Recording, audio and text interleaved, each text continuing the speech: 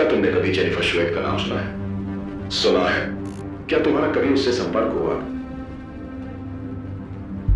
हाँ, उसके बारे में बताओ। नहीं।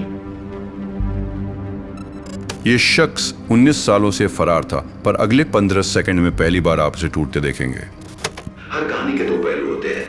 हाँ, लेकिन इस कहानी का कोई दूसरा पहलू नहीं है। अगर तुम उसे आज देखोगे तो तुम्हें उस पर बहुत गर्व होगा। सच में।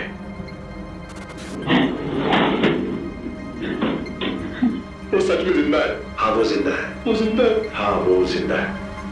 अब मैं तुम्हें एक और बात बताता हूँ। वो हमारे साथ है। 8 साल की जेनिफर शुएट अपहरण हुआ, बर्बरता की गई, चुप करा के मरने के लिए छोड़ दिया गया। वह तब सिर्फ एक बच्ची थी। हमलावर ने उसे इतना जख्मी किया कि वो अपने बोलने की क्षमता खो बैठी, लेकिन वो बच गई। उसे हर बात याद थी और उसी से उसने खुद अपना केस सुलझाया और डेनिस अर्ल ब्रैडफोर्ड के आतंक को खत्म किया। मैं मदद करना चाहती थी क्योंकि मैं अकेली ऐसी गवाह थी जो जिंदा थी। टेक्सास के छोटे से शहर डिकिंसन में जेनिफर अपनी माँ एलिन के साथ एक असुरक्षित मोहल्ले के छोटे से अपार्टमेंट में रहती थी। मुझे अच्छे से याद है कि मुझे बचपन से ही कभी भी अंधेरा पसंद नहीं था और ना ही अकेले सोना। तो चैन से सोने के लिए मैं हमेशा मेरी मॉम के पास जाती थी। 9 अगस्त 1990 की रात 2:30 बजे एलेन ने जेनिफर को अपने कमरे में सोने को कहा क्योंकि उसे सुबह जल्दी उठना था। जेनिफर अपने कमरे में गई और किताब पढ़ते पढ़ते सो गई।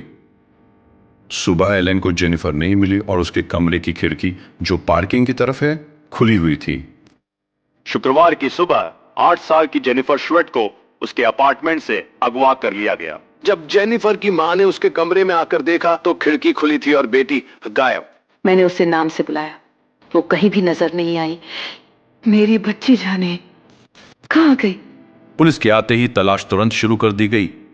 पुलिस को जल्द ही समझ आ गया था कि ये महज कोई घर से भागने वाला मामला नहीं था। जैसे ही केस में कुछ नया पता चलता है तो मैं आप सभी को जरूर बताऊंगा।